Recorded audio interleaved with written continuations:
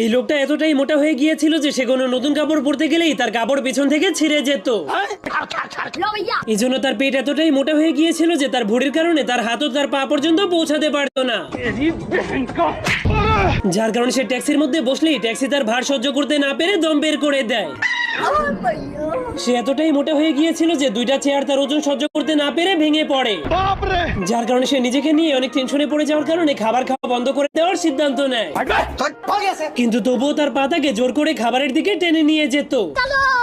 আমার কাছে কোনো ব্যাপারই না। এই জন্য সে বুদ্ধি খাটিয়ে নিজেকে কন্ট্রোলে রাখার জন্য তার ফ্রিজকে তালা মেরে বন্ধ করে দেয়। আমার কাছে কোনো ব্যাপার না। কিন্তু এমনটা করার কারণে তার ক্ষুধা 1000 গুণে বেড়ে যায়। যার কারণে সে তার পেটটাকে শক্ত করে বেঁধে দিয়ে বই পড়ার জন্য বসে পড়ে। কিন্তু সেই বইয়ের মধ্যে শুধু অনেক মজার মজার খাবারের ছবি আসছিল। এমনকি তখন সে তার চারপাশে শুধু মজার মজার খাবারের ছবি দেখছিল। যার কারণে সে নিজেকে কন্ট্রোলে রাখার জন্য